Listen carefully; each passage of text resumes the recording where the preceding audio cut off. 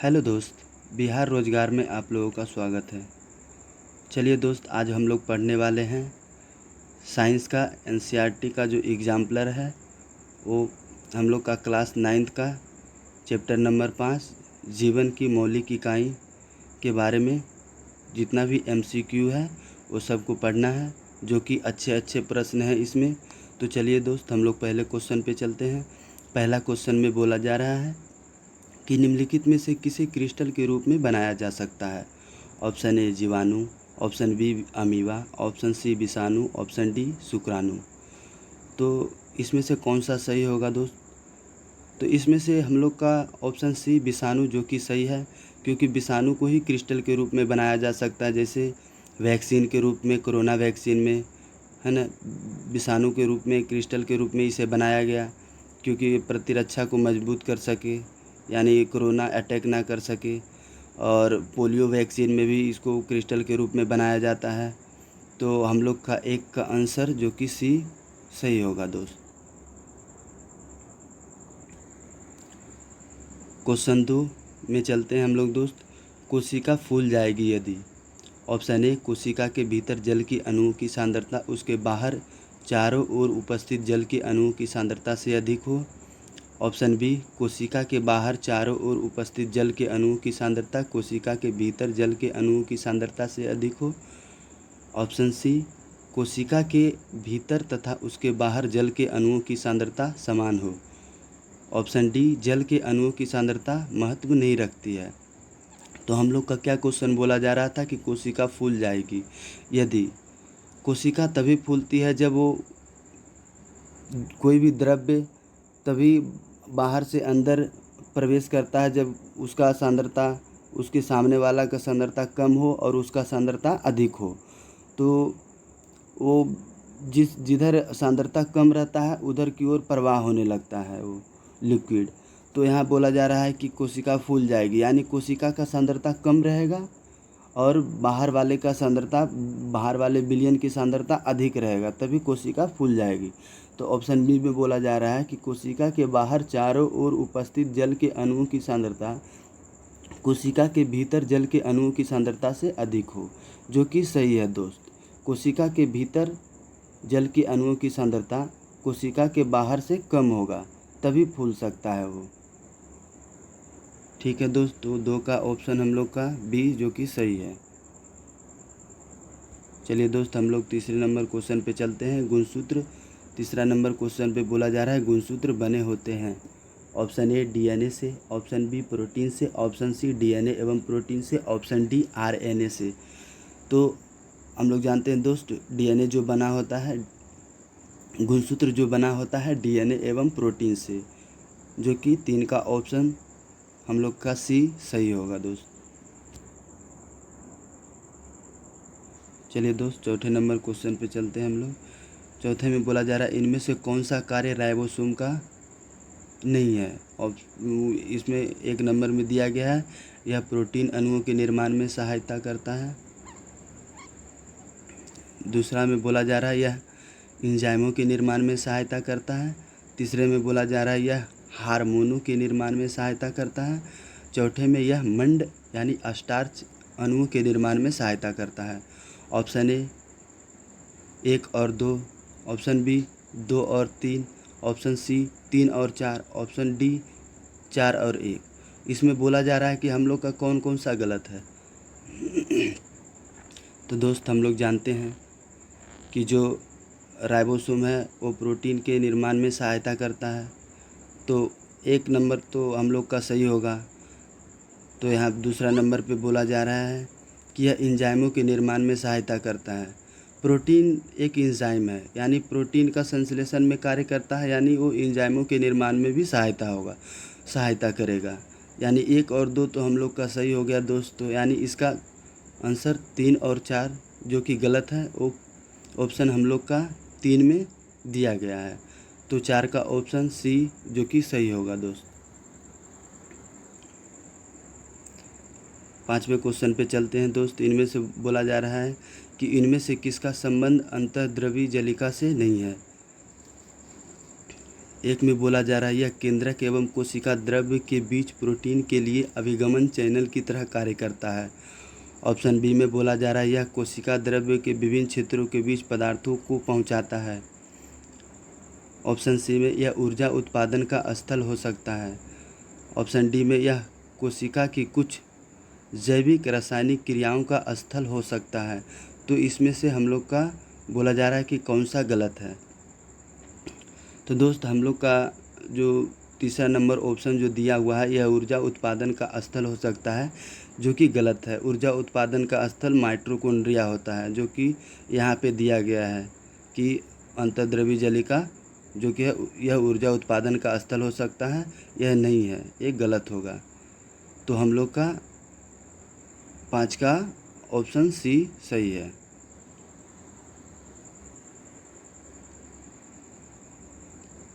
Question 6, परासरण की कुछ परिभाषाएं नीचे दी गई है, इन्हें सावधानी से पढ़िए और सही परिभाषा चुनिए। ऑप्शन ए में अर्धपरागम्य झिल्ली से होकर जल के अणुओं का अधिक सांद्रता वाले क्षेत्र से निम्न सांद्रता वाले क्षेत्र की ओर जाना। ऑप्शन बी विलायक अणुओं का अधिक सांद्रता से निम्न सांद्रता की ओर जाना। ऑप्शन सी बोला जा रहा है दोस्त पारगम्य झिल्ली से होकर विलायक अणुओं का अधिक सांद्रता से निम्न सांद्रता की ओर जाना। ऑप्शन डी अर्धपरागम्य झिल्ली से होकर विलेय अणुओं का निम्न सांद्रता से बिलियन से अधिक सांद्रता वाले बिलियन की ओर जाना। तो हम लोग का क्वेश्चन बोला जा रहा था कि परासरण की कुछ परिभाषाएं नीचे दी गई है, इन्हें सावधानी से पढ़िए और सही परिभाषाएं चुनिए। ऑप्शन ए में दिया गया था कि अर्धपरागम्य झिल्ली से होकर जल के अणुओं का अधिक सांद्रता वाले क्षेत्र से निम्न सांद्रता वाले क्षेत्र की ओर जाना, एक जो कि सही है दोस्त, क्योंकि अर्धपरागम्य झिल्ली में जो कि अधिक सांद्रता वाले क्षेत्र से ही अधिक सांद्रता वाले विलयन ही निम्न सांद्रता वाले विलयन की तरफ प्रवाह करते हैं, ना कि निम्न सांद्रता वाले विलयन अधिक सांद्रता की ओर। तो हम लोग का ऑप्शन ए सही है, जो कि बोला जा रहा है अर्धपरागम्य झिल्ली से होकर जल के अणुओं का अधिक सांद्रता वाले क्षेत्र से निम्न सांद्रता वाले क्षेत्र की ओर जाना। तो छो का हम लोग का ए सही होगा दोस्त। चलिए दोस्त हम लोग 7वें क्वेश्चन पे चलते हैं। 7वें क्वेश्चन पे बोला जा रहा है पादप कोशिका में जीव द्रव्य कुंचन को किस तरह परिभाषित किया जाता है। ऑप्शन ए अल्प परासारी माध्यम में प्रद्रव्य झिल्ली का टूटना यानी लयन। ऑप्शन बी अल्प परासारी माध्यम में कोशिका द्रव्य का सिकुड़ना। ऑप्शन सी केंद्रक द्रव्य का सिकुड़ना। ऑप्शन डी इनमें से कोई नहीं।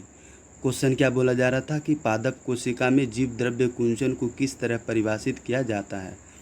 तो ऑप्शन नंबर बी जो बोला जा रहा है कि अल्प परासारी माध्यम में कोशिका द्रव्य का सिकुड़ना। जीव द्रव्य कुंचन का यही अर्थ ही होता है कि कोशिका द्रव्य का सिकुड़ना। ऑप्शन सी में जो कि बोला जा रहा है कि केंद्रक द्रव्य का सिकुड़ना, जो कि गलत होगा दोस्त। ऑप्शन बी में जो बोला जा रहा है कि अल्प परासारी माध्यम में कोशिका द्रव्य का सिकुड़ना सही है। 7 का ऑप्शन बी। चलिए दोस्त हम लोग 8वें क्वेश्चन पे चलते हैं। 8वां में बोला जा रहा है कि निम्नलिखित में से किसके चारों ओर एकल झिल्ली का आवरण होता है। Option A mitochondria. Option B राजधानी। Option C lysosome. Option D लवक। तो हम लोग का ऑप्शन बी जो कि राजधानी, जो कि एकल झिल्ली आवरण से घिरा रहता है, तो 8 का बी सही होगा। माइटोकॉन्ड्रिया ये सब जो है कि दोहरे आवरण से, लवक ये सब जो है दोहरे आवरण से घिरा रहता है, जबकि राजधानी जो है हम लोग का एक आवरण से घिरा रहता है। तो हम लोग का आंसर 8 का बी सही होगा। 9 में बोला जा रहा है दोस्त क्वेश्चन कि गलत वाक्य को ढूंढिए। ऑप्शन ए गोल्जी उपकरण लाइसोसोम के बनने में शामिल होते हैं। ऑप्शन बी केंद्रक माइटोकॉन्ड्रिया एवं लवक में डीएनए होता है।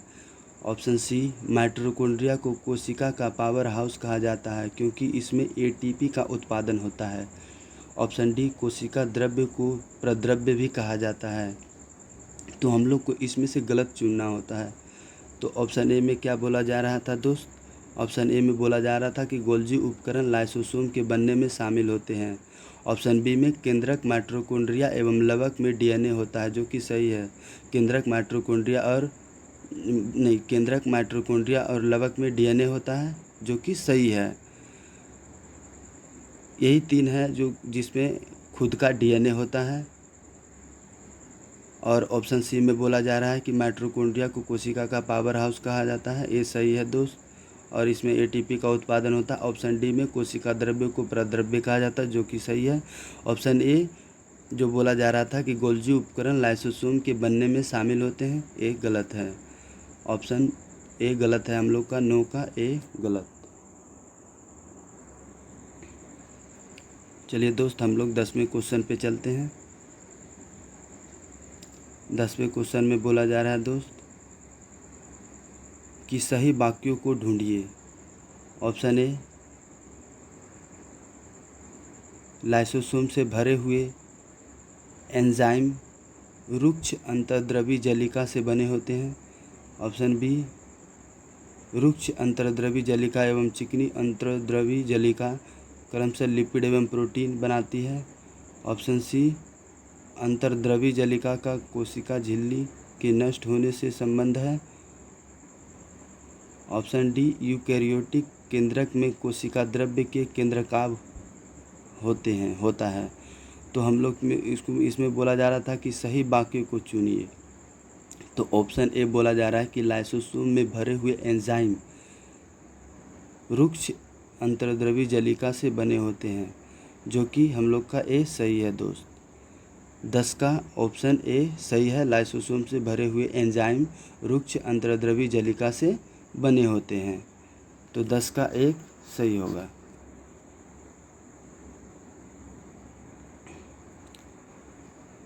क्वेश्चन 11, कौन सा कोशिका अंगक कोशिका के अंदर विषैले पदार्थ एवं औषधि यानी ड्रग्स को आवेशित रहित करने में मुख्य भूमिका निभाता है?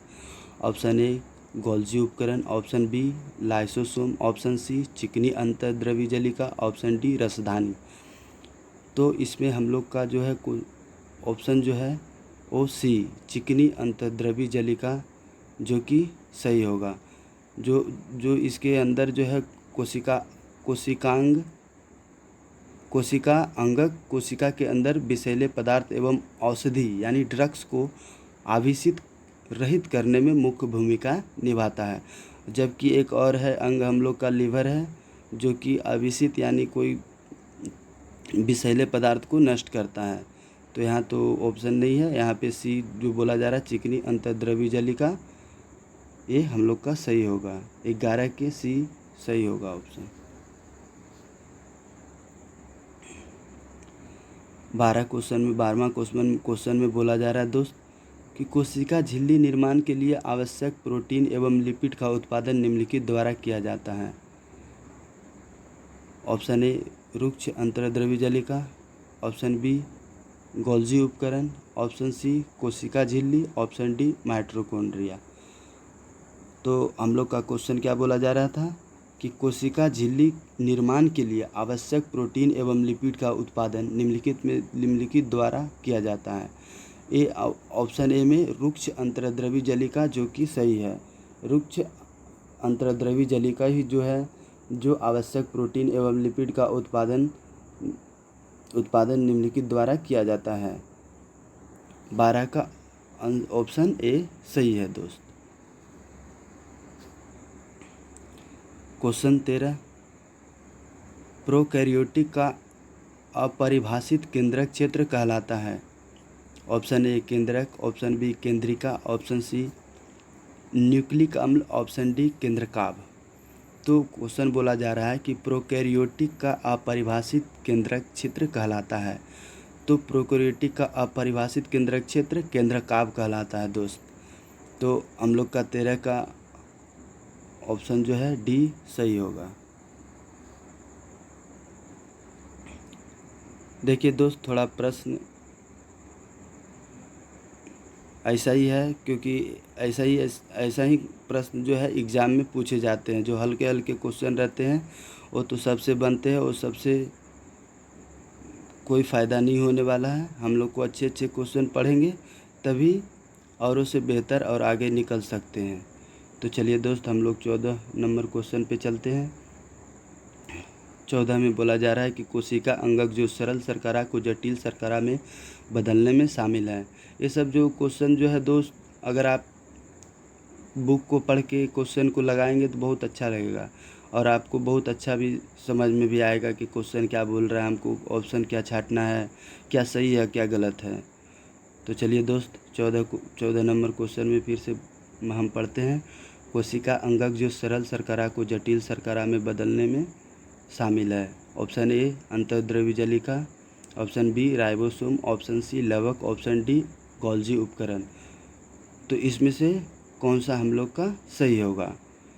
तो इसमें क्वेश्चन बोला जा रहा था कोशिका अंगक जो सरल शर्करा को जटिल शर्करा में बदलने में शामिल है। तो सरल शर्करा को जटिल शर्करा में यहाँ पे ऑप्शन जो है अंतर्द्रव्य जलिका जो है ये भी सही हो सकता है दोस्त, मगर इसके अंदर जो है गोल्जी उपकरण है जो ये सरल शर्करा को जटिल शर्करा में बदलने का अहम भूमिका निभाता है। तो इसका आंसर जो हो जाएगा 14 का डी, जो कि सही होगा दोस्त। अगर डी नहीं रहता तो ये उसका आंसर सही होता, मगर जो डी गोल्जी उपकरण जो कि अंतर्द्रव्य जलिका के अंदर ही होता है, जो कि सरल शर्करा को जटिल शर्करा में बदलने में शामिल होता है और अहम भूमिका निभाता है। तो 14 का डी जो कि सही होगा दोस्त। क्वेश्चन 15, निम्नलिखित में से कौन सा राजधानी का कार्य नहीं है? ऑप्शन ए संग्रहक, ऑप्शन बी कोशिका को अस्फीति एवं दृढ़ता प्रदान करना, ऑप्शन सी अपशिष्ट उत्सर्जन, और ऑप्शन डी गमन। तो इसमें हम लोग का पूछा जा रहा था कि राजधानी का कार्य नहीं है। तो ऑप्शन ए में संग्रहक जो कि राजधानी का कार्य है, ऑप्शन बी कोशिका को अस्फीति एवं दृढ़ता प्रदान करना जो कि सही है, ये करता ही है। ऑप्शन डी अपशिष्ट उत्सर्जक, अपशिष्ट का जितना रहता है पादप में, पहला नंबर पादप जो है सिर्फ रसधानी जो है सिर्फ पादप में ही रहता है, और पादप का जितना भी अपशिष्ट पदार्थ है वो रसधानी में जाके सम्मिलित और उत्सर्जित हो जाता है वहाँ पे। तो ऑप्शन सी जो कि गमन दिया गया है ये नहीं हो पाएगा हम लोग का आंसर दोस्त। ऑप्शन डी जो कि गलत है।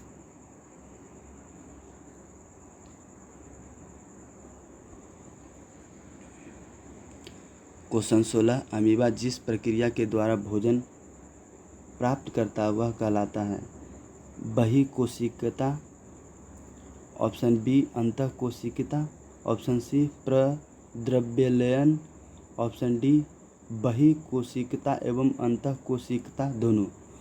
तो अमीबा का जो है भोजन का पाचन जो होता है, अमीबा मान लिया जाए दोस्त इस तरह से रहता है। अगर तो यहाँ पे कोई वस्तु है तो इसको ये अपने अंदर समाहित कर लेता है और उसका जो है भक्षण कर लेता है। तो हम लोग का आंसर जो है ऑप्शन बी अंतःकोशिकता यानी एंडोसाइटोसिस विधि द्वारा ये भोजन प्राप्त करता है। तो 16 का बी सही होगा दोस्त। 17 क्वेश्चन, निम्न में से किसकी कोशिका भित्ति सेल्यूलोज से नहीं बनी है? ऑप्शन ए जीवाणु, option B hydrilla, option C आमब्रिज, ऑप्शन डी कैक्टस। तो ऑप्शन ए में जो दिया गया है हम लोग का जीवाणु, ऑप्शन ए में जो जीवाणु दिया गया है दोस्त, ऑप्शन ए में जीवाणु जो बना होता है हम लोग का, इसका कोशिका भित्ति जो होता है पेप्टिडो ग्लाइकन का बना होता है, ना कि ये सेल्यूलोज का बना होता है। बाकी जो ऑप्शन सी आमब्रिज, कैक्टस, हाइड्रिला ये सब का सेल्यूलोज का ही बना होता है। तो ऑप्शन 17 के सी जो कि गलत है दोस्त। क्वेश्चन 18, सिल्वर नाइट्रेट का घोल किसी एक के अध्ययन में इस्तेमाल होता है? ऑप्शन ए अंतर्द्रव्य जलिका, ऑप्शन बी गोल्जी उपकरण, ऑप्शन सी केंद्रक, ऑप्शन डी माइटोकॉन्ड्रिया। तो सिल्वर नाइट्रेट का जो उपयोग किए थे, तो कैमिल्लो गोल्जी जो है, गोल्जी उपकरण का जो खोज किए थे, वो इसको खोज करने वक्त ही ये सिल्वर नाइट्रेट का प्रयोग किए थे। तो इसका आंसर जो है 18 के बी जो कि सही है। सिल्वर नाइट्रेट का घोल किसी एक के अध्ययन में इस्तेमाल होता है, वो ऑप्शन होगा गोल्जी उपकरण, ऑप्शन बी 18 के बी। चलिए दोस्त, हम लोग 19वें नंबर क्वेश्चन पे चलते हैं। 19वां क्वेश्चन में, केंद्रक के अलावा यह अंगक जिसमें डीएनए होता है, ऑप्शन ए अंतर्द्रवी जलिका, ऑप्शन बी गोल्जी उपकरण, option C mitochondria, option D lysosome. तो इसमें पूछा जा रहा है कि केंद्रक के अलावा किसमें जो है हम लोग का डीएनए होता है। तो केंद्रक के अलावा हम लोग का डीएनए मात्र माइटोकॉन्ड्रिया में होता है दोस्त। तो यहाँ पे ऑप्शन जो है 19 के सी जो कि सही होगा। केंद्रक के अलावा यह अंगक जिसमें डीएनए होता है, वो ऑप्शन सी माइटोकॉन्ड्रिया होगा। तो क्वेश्चन 19 का ऑप्शन सी सही होगा।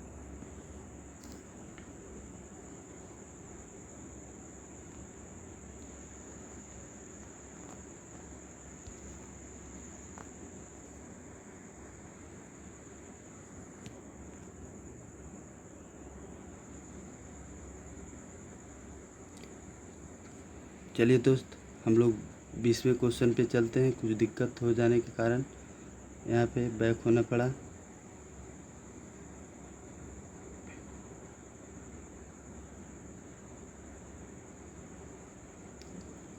बीसवां क्वेश्चन में बोला जा रहा है दोस्त कि निम्नलिखित में से किसको कोशिका की रसोई कहा जाता है। ऑप्शन पढ़ते हैं दोस्त। Option A mitochondria, option B अंतर्द्रवी जलिका, ऑप्शन सी हरित लवक, ऑप्शन डी गोल्जी उपकरण। तो इसमें पूछा हम लोग का क्या जा रहा था कि निम्नलिखित में से किसको कोशिका की रसोई कहा जाता है।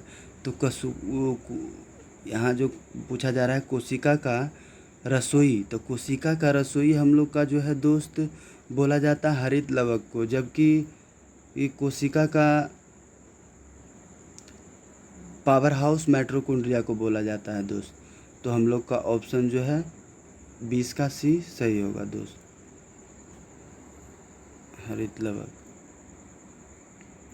क्वेश्चन 21 में, कोशिका में लिपिड अणुओं को निम्नलिखित के द्वारा संश्लेषित किया जाता है। ऑप्शन ए चिकनी अंतर्द्रवी जलिका द्वारा, ऑप्शन बी रुक्ष अंतर्द्रवी जलिका द्वारा, ऑप्शन सी गोल्जी उपकरण द्वारा, और ऑप्शन डी लवक द्वारा। तो कोशिका में लिपिड अणुओं को निम्नलिखित के द्वारा संश्लेषित किया जाता है। ऑप्शन ए में जो दिया जा रहा है कि चिकनी अंतर्द्रवी जलिका के द्वारा, जो कि सही है दोस्त। चिकनी अंतर्द्रवी जालिका के द्वारा ही कोशिका में लिपिड अणुओं का संश्लेषित किया जाता है। तो 21 का हम लोग का ए सही होगा option.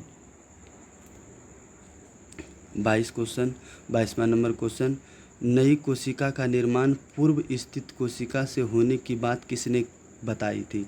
Option A Haeckel, option B Virchow, option C Hooke, option D Schleiden. तो ये जो बात बताई थी वो विर्चो ने बताई थी दोस्त। तो 22 का ऑप्शन जो है हम लोग का बी जो कि सही होगा। चलिए दोस्त, 23 नंबर क्वेश्चन पे चलते हैं। कोशिका सिद्धांत निम्न द्वारा प्रतिपादित किया गया।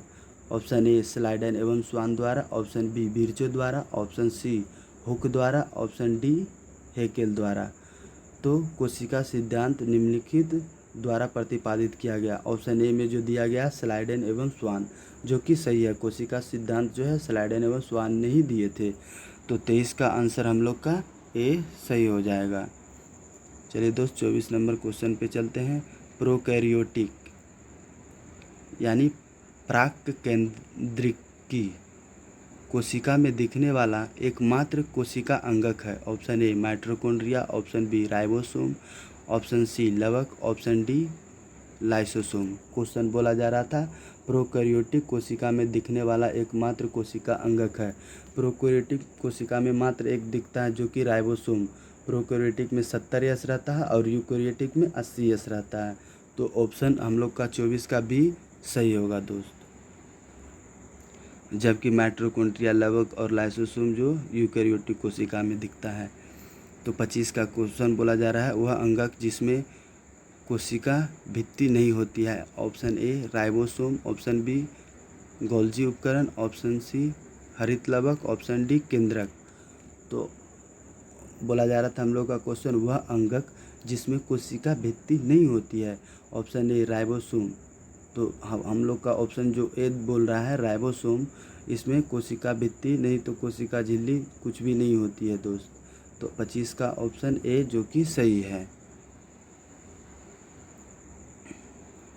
26 का 1 माइक्रोमीटर होता है। तो 1 माइक्रोमीटर बराबर 10⁻⁻6 मीटर होता है दोस्त। ये हम लोग जानते हैं 1 माइक्रोमीटर बराबर 10⁻⁻6 मीटर होता है। 26 का ए जो कि सही होगा। 27 लाइसोसोम उत्पन्न होते हैं। ऑप्शन ए अंतर्द्रव्य जलिका द्वारा, ऑप्शन बी गोल्जी उपकरण द्वारा, ऑप्शन सी केंद्रक द्वारा और ऑप्शन डी माइटोकॉन्ड्रिया द्वारा। तो हम लोग का क्वेश्चन बोला जा रहा था लाइसोसोम उत्पन्न होते हैं, जो कि हम लोग का ऑप्शन सी में जो दिया जा रहा है कि केंद्रक से लाइसोसोम जो उत्पन्न होता है केंद्रक से होता है। तो हम लोग का 27 का आंसर सी जो कि सही होगा दोस्त। क्वेश्चन 28 में बोला जा रहा है कि सजीव कोशिकाएं निम्न के द्वारा खोजी गई। मतलब सजीव कोशिकाएं निम्न के द्वारा खोजी गई। किसके द्वारा सजीव कोशिकाएं यानी जीवित कोशिकाएं? ऑप्शन ए में रॉबर्ट हुक, ऑप्शन बी में Purkinje, option C Leeuwenhoek, option D Robert Brown. तो ऑप्शन सी में जो लीवेनहॉक जो सजीव कोशिकाएं, ऑप्शन डी में जो रॉबर्ट ब्राउन जो है वो केंद्रक का खोज किए थे, और रॉबर्ट हुक ने मृत कोशिका का खोज किया था। पुरकिंजे जो कि है पुरकिंजे जो है हम लोग का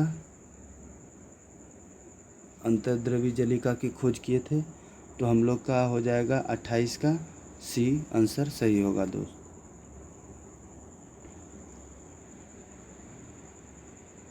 29 का क्वेश्चन जो है बोला जा रहा है निम्नलिखित कथनों में से किसी विसंगत कथन को चुनिए। ऑप्शन ए अर्धपरागम में झिल्ली में से होकर जाने वाले जल की गति उसमें घुले हुए पदार्थों की मात्रा से प्रभावित होती है। ऑप्शन बी झिल्ली कार्बनिक अणुओं जैसे प्रोटीन और लिपिड से बनी होती है। ऑप्शन सी कार्बनिक विलायक में घुलनशील अणु झिल्ली में से होकर आसानी से गुजर जाते हैं। ऑप्शन डी पादपों में कोशिका झिल्ली में काइटिन शर्करा होती है। क्वेश्चन क्या पूछा जा रहा था दोस्त? इन निम्नलिखित कथनों में से विसंगत कथन को चुनिए। जबकि ऑप्शन डी में बोला जा रहा है कि पादपों की कोशिका झिल्ली में काइटिन शर्करा होती है, जो कि गलत है। पादपों की कोशिका भित्ति में सेल्यूलोज की शर्करा होती है। हम लोग का 29 का डी जो कि गलत है दोस्त। 29 का डी। तो ठीक है दोस्त, अगर कंटेंट अच्छा लगा हो तो लाइक शेयर और सब्सक्राइब करें। हाँ दोस्तों, ये चैनल को जितना से ज़्यादा हो आगे बढ़ा दें, क्योंकि उनको भी अच्छे से अच्छे क्वेश्चन को फ़ायदा मिल सके। ठीक है दोस्त, थैंक यू।